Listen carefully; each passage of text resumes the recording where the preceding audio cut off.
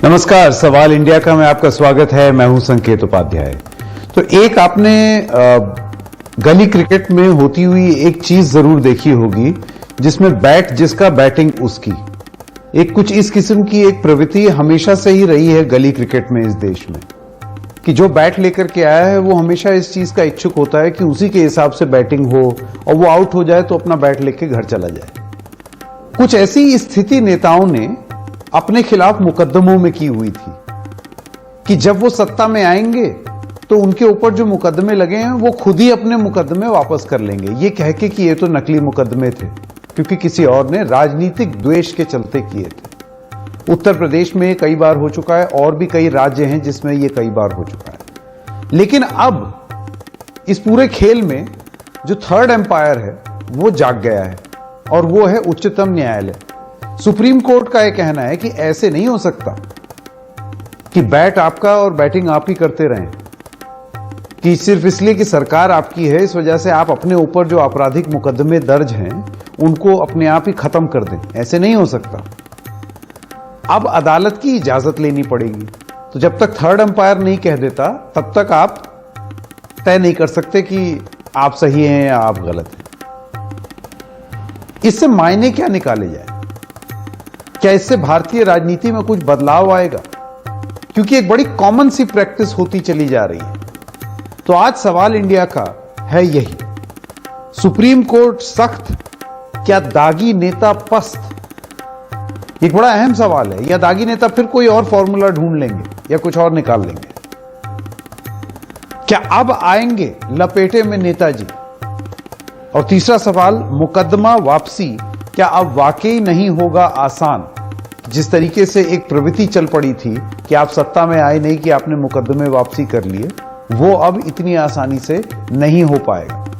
न्यायिक प्रक्रिया से उसको गुजरना पड़ेगा। मैं स्वागत करना चाहता हूं हमारे मेहमानों का। Satyapal Jain ji, additional solicitor general of India, former माफ कीजिएगा मेंबर हैं Bharatiya Janata party national executive committee के। जैन साहब, आपका बहुत बहुत धन्यवाद एनडीटीवी से बात करने के लिए। Sharad Gupta, political editor Amar Ujala, Sanjay Hegde, senior advocate supreme court, Ashwini Dubey, advocate supreme court, और अब से कुछ ही देर में गुरदीप सिंह सप्पल, प्रवक्ता हैं कांग्रेस पार्टी के, वो भी जुड़ जाएंगे। मैं जैन साहब सबसे पहले आपसे शुरू करना चाहता हूं। जैन साहब, आप मुझे ये बताइए कि ये एक और इसमें कोई कांग्रेस, बीजेपी, सपा, बसपा वो नहीं, सभी दलों में हमने देखा है कि जब वो विपक्ष में होते हैं तो एक आरोप ये लगाते हैं कि हमारे ऊपर गलत तरीके से एफआईआर दर्ज हुई या मामले दर्ज हुए, और उसके बाद सत्ता में आते ही ना इन्वेस्टिगेशन ना कुछ, सीधा वो मुकदमे वापस हो जाते हैं। अब ऐसा नहीं होगा। इसको आप कितना अच्छा कदम मानते हैं? देखिए, सुप्रीम कोर्ट अश्विनी कुमार उपाध्याय के केस में पिछले 5 वर्षों से जो देश के सांसद, पूर्व सांसद, विधायक, पूर्व विधायक, उनके खिलाफ आपराधिक मामले चल रहे हैं, उनमें तेजी लाई जाए, उनमें सही निर्णय हो, उनमें अनावश्यक विलंब ना हो, इसके संबंध में लगातार मॉनिटरिंग कर रहा है। और कल सुप्रीम कोर्ट ने उसमें 2 कदम नए उठाए। पहले सुप्रीम कोर्ट ने आदेश दिया था कि हर हाई कोर्ट का एक डिवीजन बेंच उन सारे केसेस को अपने अपने अधिकार क्षेत्र में आने वाली सभी अदालतों में उसको मॉनिटर करेगा, उस पर निगरानी रखेगा। कल सुप्रीम कोर्ट ने 2 नए आदेश दिए। पहला आदेश नया यह दिया है कि अब अगर किसी भी नेता के खिलाफ कोई आपराधिक मामला है तो उसको अगर वापस लेना है, वो साधारणतः जो नीचे अदालत में एप्लीकेशन देकर आप वापस ले लेते हैं, वो उससे वापस नहीं होगा। उसके लिए आपको हाईकोर्ट की अनुमति लेनी पड़ेगी। दूसरी बात यह कही है कि जो जज, सेशन जज, स्पेशल कोर्ट, एडिशनल सेशन जज, सीजीएम, जो इन मुकदमों की जांच कर रहे हैं, ट्रायल कर रहे हैं, उनका तबादला नहीं होगा। वो कम से कम 2 साल वहां रहेंगे, मुकदमा निर्णय होने तक वो आगे उस पर बने रहेंगे, ताकि कहीं ऐसा ना हो कि मुकदमे जज के ट्रांसफर होने से मुकदमे और लेट चले जाए। मैं समझता हूं कि ये दोनों दिशा निर्देश उचित हैं। मैं व्यक्तिगत रूप से महसूस करता हूं कि जो सुप्रीम कोर्ट ने दिशा निर्देश दिए हैं, उनसे नेताओं के खिलाफ जो मुकदमे चल रहे हैं उनके निपटारे में जल्दी आएगी, तेजी आएगी। नहीं जैन साहब, ये मैं इसलिए बोल रहा हूं क्योंकि उत्तर प्रदेश सरकार ने मुजफ्फरनगर दंगों से जुड़े हुए कई मामले वापस लेने चाहे, और इसी चीज को लेकर के तमाम सवाल भी उठे कि ये आप कैसे, क्योंकि आपकी सरकार है, आप ही के बहुत सारे ऐसे विधायक और सांसद हैं जिनके ऊपर आरोप लगे हैं और मुकदमे हैं, और आप ही कह रहे हैं कि उनको वापस ले लिए जाएं। तो आपको नहीं लगता है कि उत्तर प्रदेश के संदर्भ में बीजेपी ही इसका लाभ लेने की कोशिश कर रही थी? देखिए, इसको किसी राज्य के साथ या किसी पार्टी के साथ जोड़ना, इस विषय के साथ अन्याय करना होगा। सुप्रीम कोर्ट का सारा ऑर्डर मेरे सामने पड़ा हुआ है, वहां प्रश्न पार्टी का, सरकार का नहीं है। सुप्रीम कोर्ट ये देख रहा है कि जो भी सांसद, पूर्व सांसद, विधायक, पूर्व विधायक, उनके खिलाफ जो मुकदमे चल रहे हैं, अगर कोई भी सरकार, कोई भी पार्टी, चाहे वो ए की हो, चाहे बी की हो, चाहे सी की हो, राज्य एक हो, दूसरा हो, तीसरा हो, कोई भी राज्य हो, कोई भी सरकार हो, अगर उस आपराधिक मामले को वापस लेना चाहती है तो उसके लिए उसको हाईकोर्ट से अनुमति लेनी होगी। और मैं समझता हूं इसमें कोई गलत बात नहीं है। ये सवाल मैं फिर आपसे कहूंगा, इसको जब हम किसी पार्टी या राज्य सरकार के साथ जोड़ने का प्रयास करते हैं, मेरा अपना मत है कि हम विषय के साथ अन्याय करते हैं। ये किसी भी राज्य में हो सकता है, किसी भी सरकार के साथ हो सकता है। अगर आप उदाहरणें इकट्ठी करना करें तो एक दिन आप रख लें, मैं आपको हर राज्य से एक कारण दे दूंगा कि इस सरकार आने पर उसका मुकदमा वापस हुआ, उनकी सरकार आने पर उनका मुकदमा वापस हुआ। एकदम जैन साहब, मैंने शुरुआत में ही ये चीज बोल दी थी, लेकिन क्योंकि आप भाजपा से ताल्लुक रखते हैं, इस वजह से भाजपा संबंधी सवाल मैं आपसे पूछ रहा हूं। ऐसे कोई और दल होगा तो उनसे उनके संबंधित प्रश्न पूछूंगा। बहरहाल जल्दी से अब हमारे दूसरे मेहमान के पास जाते हैं। अश्विनी दुबे जी भी हैं, संजय हेगड़े जी भी हैं और शरद गुप्ता जी भी हमारे साथ जुड़ गए। गुप्ता जी, सबसे पहले मैं आपके पास आना चाहता हूं, पॉलिटिकल एडिटर हैं अमर उजाला के। गुरदीप जी भी हमारे साथ जुड़ गए। गुप्ता जी, मैं आपसे ये जानना चाहता हूं कि आप इसको किस तरीके से देखते हैं? जैन साहब का यह कहना है कि इसको राजनीति से या किसी एक राजनीतिक दल से जोड़कर ना देखा जाए, ये एक बड़ा बदलाव है जिसका स्वागत करना चाहिए। दरअसल ये सभी राजनीतिक दलों के साथ एक समस्या रहती है। जब भी ऐसा कोई मामला आता है तो सारे दल एक साथ हो जाते हैं, और यही वजह है कि जब ऐसा कोई मामला आया, चाहे वो सैलरीज का हो, चाहे अपराधियों का हो, तो सारे दल एक साथ एक स्वर में बोलते हैं। अब चूंकि इस मामले में सभी एक जैसे हैं, जब जो सत्ता में आता है तो अपने खिलाफ सारे मामले वापस ले लेता है। अब जो इस समय उत्तर प्रदेश में है, मुख्यमंत्री हैं, उन्होंने अपने खिलाफ जो भी आपराधिक मामले थे वो वापस ले लिए। उन्होंने अभी 20 फरवरी को एक और पिटीशन डाली है उत्तर प्रदेश सरकार ने। जो मुजफ्फरनगर में दंगे हुए थे उसमें जो लोग आरोपी थे उसमें कई विधायक हैं, मंत्री हैं, सांसद हैं, तो ऐसे लोगों के खिलाफ उन्होंने वापस लेने के एक अर्जी डाली है। तो इसलिए जैन साहब को लगता है कि ये फैसला उनकी पार्टी के खिलाफ है, लेकिन ये ऐसे सभी दलों के खिलाफ है जो जब भी सत्ता में आते हैं तो अपने नेताओं या अपने साथियों के खिलाफ जो भी मुकदमे होते हैं वो वापस ले लेते हैं। तो ये एक अच्छा कदम है और मुझे लगता है कि इसमें किसी भी पार्टी को कोई आपत्ति होनी नहीं चाहिए। हाँ, क्योंकि इसमें क्या होगा कि एक हथियार था, राजनीतिक हथियार, जो हर कोई एक दूसरे के खिलाफ इस्तेमाल कर रहा था, और अब एक ऐसी स्थिति है कि जिसमें कोई भी ये हथियार एक दूसरे के खिलाफ इस्तेमाल करने से पहले झिझकेगा, क्योंकि अब आपको हाईकोर्ट से इजाजत लेनी पड़ेगी वो मुकदमा हटाने के लिए, तो वो और कठिन हो जाएगा। इस वजह से सभी लोग डरेंगे कि कहीं कल को ये सत्ता में आ गई, या हमारे ऊपर आरोप लगा दें, हम फंस जाएंगे। इसी तरह का मामला फूलन देवी का भी था। उनके खिलाफ जितने भी आपराधिक मुकदमे थे एक क्षण में वापस ले लिए गए, और उसके बाद हालत ये हुई कि जो बेहमई कांड था जिसमें 20 लोग मार दिए गए थे, उनके परिवारजनों ने मुकदमे दायर किए थे कि सब मर्डर हुआ है। तो मर्डर 20 लोगों का मर्डर हुआ और उसका, उनकी हत्याओं का मुकदमा अब वापस कैसे ले सकते हैं? तो ये इसमें सभी दल एक जैसे हैं। उस समय मुलायम सिंह यादव मुख्यमंत्री थे, उनको फूलन देवी को बिल्कुल चुनाव लड़ाना था, इसलिए उसके खिलाफ सारे मुकदमे वापस कर दिए। तो मैं जो आप कह रहे हैं संजय मैं भी हेगड़े कह रहा हूं जी, देखिए ये जो बात, हाँ, कि क्या सभी लोग जो हैं, जब वो उनको ये दिखेगा कि अब ये कोई बहुत ज्यादा लाभ में आने वाला एक हथियार नहीं है, तो इस वजह से उसका इस्तेमाल हो सकता है संभवतः कम हो, इसी वजह से सारे राजनीतिक दल इसका स्वागत करेंगे। हेगड़े जी, मैं आपके पास आना चाहता हूं, मैं आपसे पूछना चाहता हूं, आपको लगता है इससे दो चीजें हो सकती हैं। एक, फर्जी मुकदमे दर्ज होना कम हो सकता है, और दूसरी चीज, ये जो एक प्रवृत्ति रही है बहुत सारे राजनीतिक दलों में कि सत्ता में आते ही अपने खास लोगों के मुकदमे वापसी कर लेना, ये दोनों प्रवृत्तियों में बदलाव आएगा या कमी आएगी? आप क्या मानते हैं? नहीं, मैं ये मानता हूं कि कुछ हद तक तो बदलाव आ जाएगा।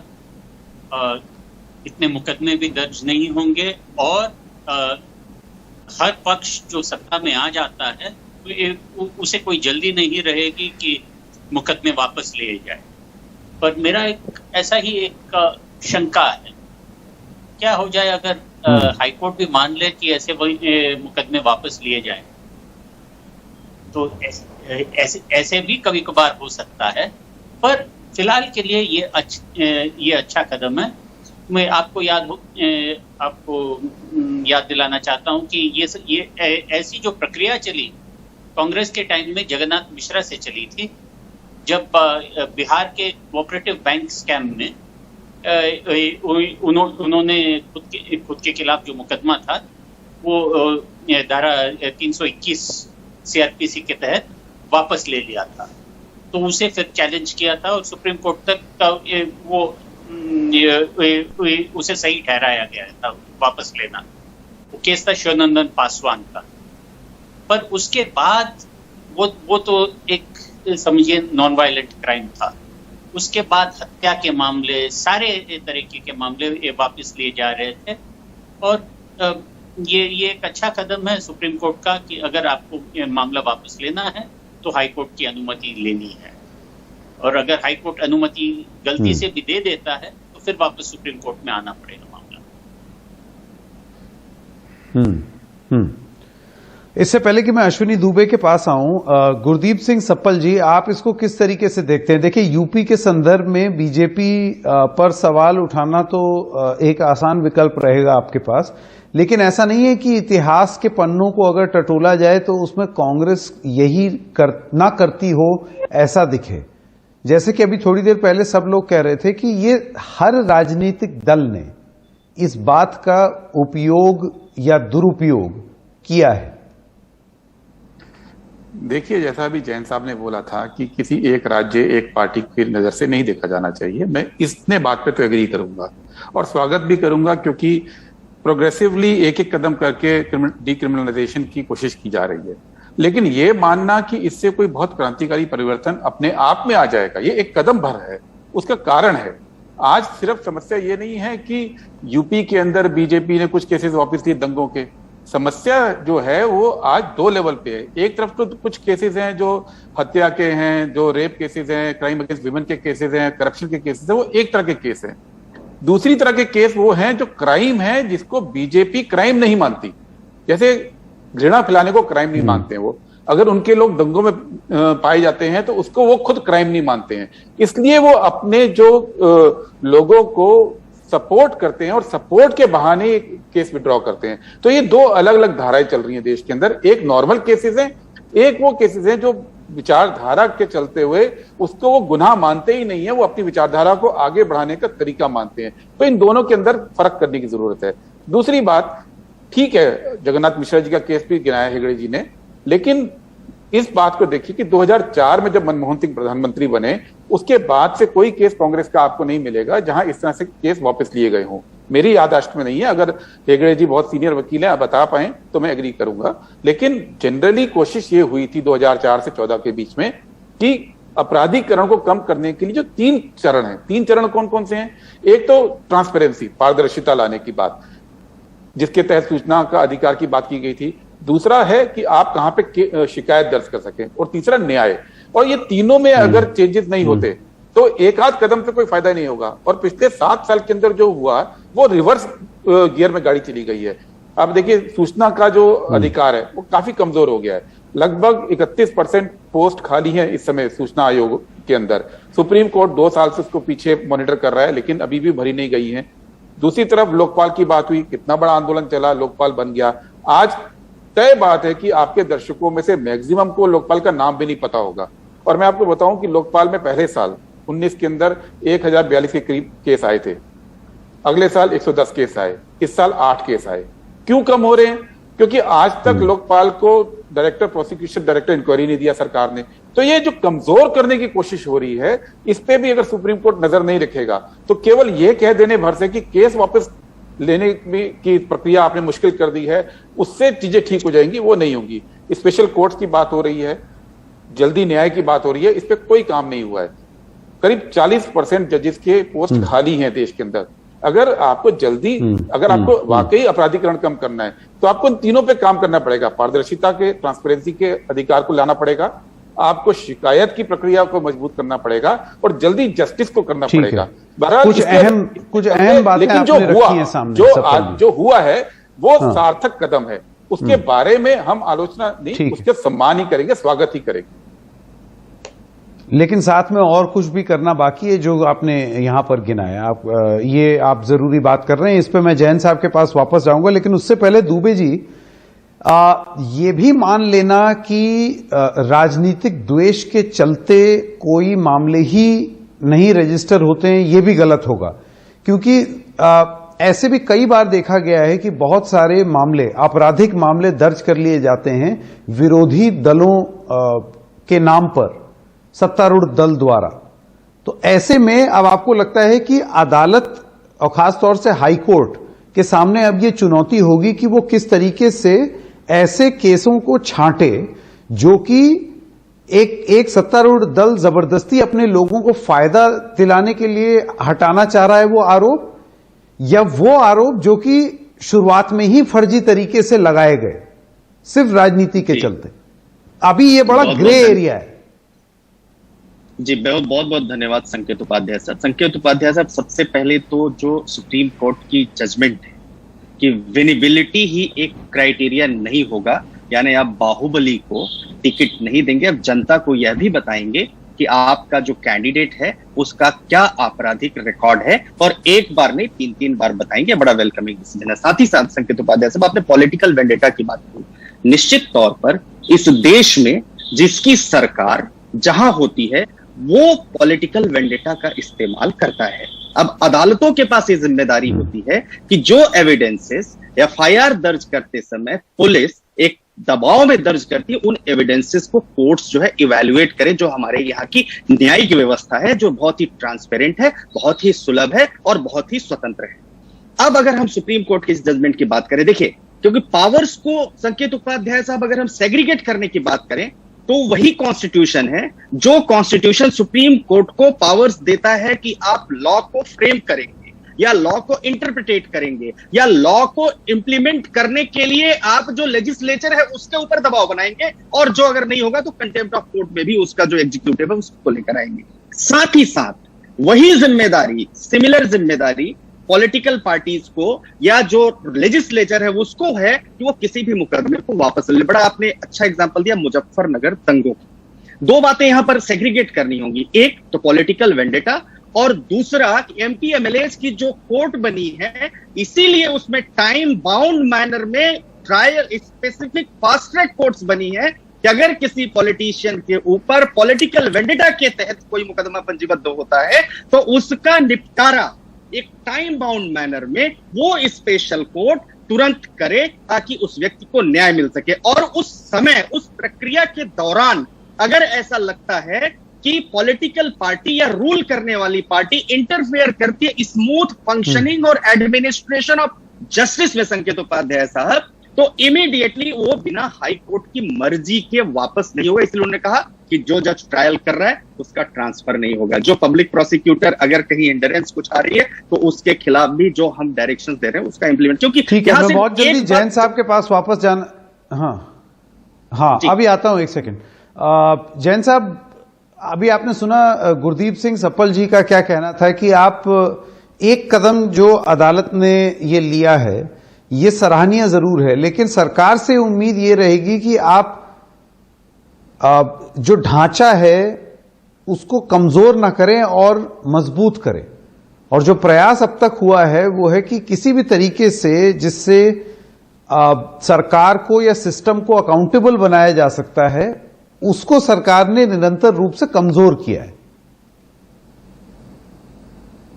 देखिए, मैंने जैसे शुरू में कहा था फिर उसको दोहराना चाहता हूं। हम लोग राजनीतिक लोग दुर्भाग्यपूर्ण है कि किसी भी बात को घुमा फिरा के अपनी पार्टी के पक्ष में बोलने का और दूसरी पार्टी की निंदा करने का वहां लेकर आ जाते हैं। खास तौर पर ये बात हमारे कांग्रेस के प्रतिनिधियों के साथ। अगर आप किसी दिन बहस करना चाहें, बड़ी इनोसेंस के साथ वो कह रहे थे मनमोहन सिंह जी के बनने कोई केस वापस नहीं हुआ, किसी भ्रष्टाचारी को संरक्षण नहीं दिया। अब मैं नाम नहीं लेना चाहता, स्वर्गीय इस दुनिया में नहीं है। हिमाचल के मुख्यमंत्री को जब टिकट देकर मुख्यमंत्री बनाया गया, उनके खिलाफ प्रिवेंशन ऑफ करप्शन एक्ट का केस चल रहा था, जो सरकार बनने के बाद समाप्त हुआ। और मैं आज उस बहस में नहीं जाना चाहता। प्रश्न ये है कि जो सुप्रीम कोर्ट ने आज एक नया निर्देश दिया है कि अगर कोई केस वापस होना है तो सिर्फ ट्रायल कोर्ट के बेस पर नहीं होगा, उसकी समीक्षा हाई कोर्ट करेगा।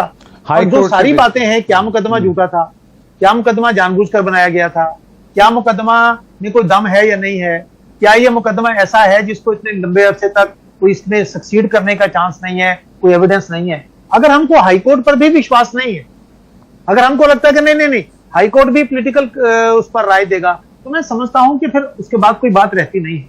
कितना अंतर पड़ेगा, कितना भ्रष्टाचार के खिलाफ केसों में कमी आएगी, आपराधिक मामलों में कमी आएगी, ये दूसरा प्रश्न है। दो केसों में हमको भी अंतर करना पड़ेगा। पहला है गंभीर अपराध, चोरी का केस है, मुकदमे का केस है, उसका रेप का केस है, बलात्कार का केस है, मर्डर का केस, वो एक तरह के जिसे हीनियस क्राइम हम कहते हैं, वो केस है। दूसरा, बहुत सारे नेताओं पर आप कोई प्रोटेस्ट करने गए, 751 का केस लग गया, आपने कहीं धारा 144 तोड़ी, वो आपका केस लग गया। मैं समझता हूं कि इन दोनों में भी आपको अंतर करना पड़ेगा। ऐसे नेचर के केस, वो सही है जैन साहब, लेकिन यहां पर जिस किस्म के उदाहरण हमारे पास हैं वो है दंगा भड़काने का, सांप्रदायिक हिंसा भड़काने का, भड़काऊ भाषण करने का, इस तरीके के आरोप लगे हैं और धाराएं हाईकोर्ट देखेगा ना कि वो केस वापस इसको गंभीर मानते हैं आप कि नहीं मानते? अगर हाईकोर्ट को लगेगा कि वापस होना चाहिए तो हाईकोर्ट अनुमति देगा। अगर हाईकोर्ट को लगेगा कि नहीं वापस होना चाहिए तो केस चलेगा। सुप्रीम कोर्ट ने तो मामला सारा साफ कर दिया है। ठीक है, अब तो किसी को कोई शक वाली बात रहनी नहीं चाहिए। ठीक है, ठीक है। एक छोटे से ब्रेक के लिए रुक रहा हूं। आप सब लोगों का बहुत बहुत धन्यवाद। ये एक जरूरी पहल है, लेकिन ये पहल कितनी कारगर सिद्ध होगी और नेता लोग की सेहत पे फर्क पड़ेगा या नहीं पड़ेगा, ये आगे हम देखेंगे और आप भी देखेंगे।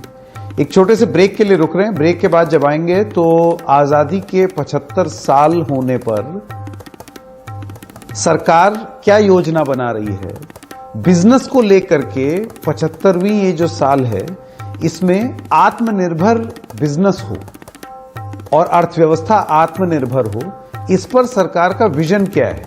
आज प्रधानमंत्री उस पर स्पीच देंगे CII को। वो स्पीच भी आपको सुनाएंगे और उससे संबंधित कुछ खबरें भी। देखते रहिए सवाल इंडिया का।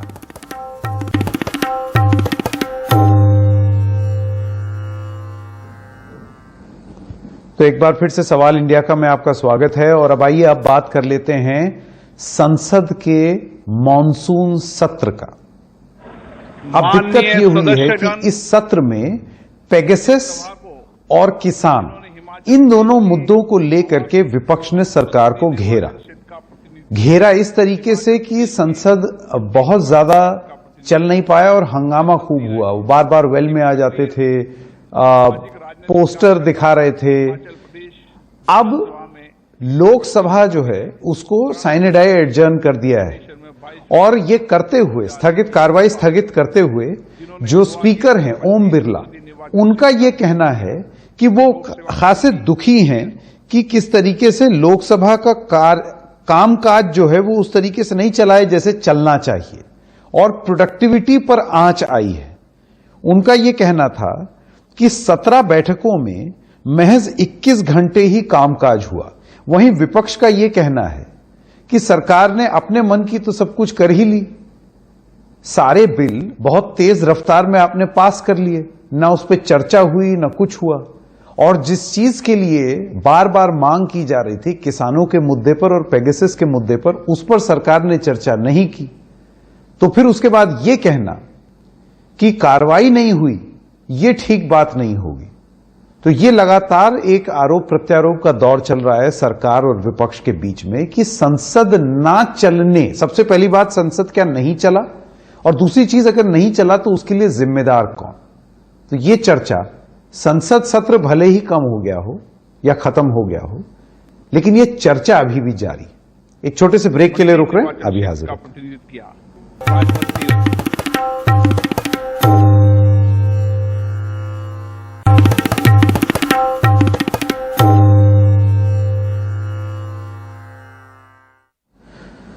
और एक बार फिर से आपका स्वागत है। आइए आपको एक दिल्ली से जुड़ा हुआ मामला बताएं, जिससे अरविंद केजरीवाल, मनीष सिसोदिया, इन सब के बारे में बातचीत है।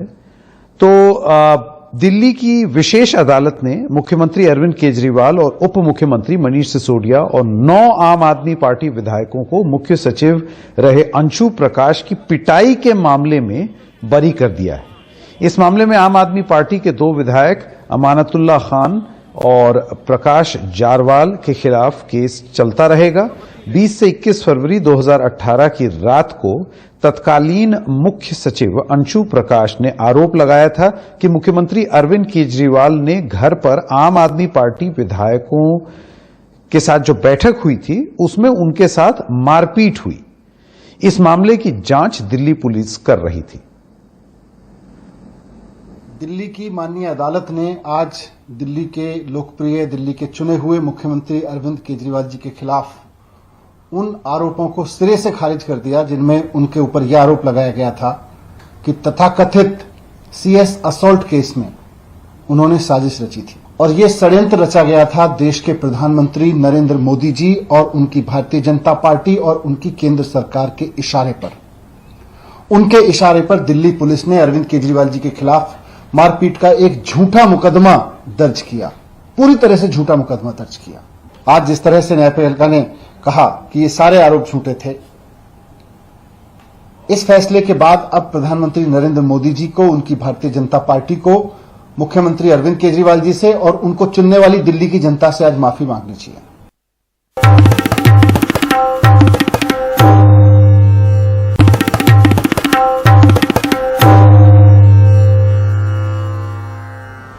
और आइए अब आपको एक खबर बता दें हिमाचल प्रदेश से, जहां पर एक नेशनल हाईवे कट गया है। वो किस तरीके से कट गया है, क्योंकि पहाड़ टूट गया वहां पर। तो हिमाचल प्रदेश के किन्नौर जिले में नेशनल हाईवे पर पहाड़ गिरने से एक शख्स की मौत हुई है। एक बस और ट्रक मलबे में दबे हुए हैं। 25 से 30 लोगों के मलबे में फंसे होने की आशंका जताई जा रही है और मुख्यमंत्री जयराम ठाकुर ने कहा है कि वो भी घटना स्थल पर पहुंच रहे हैं।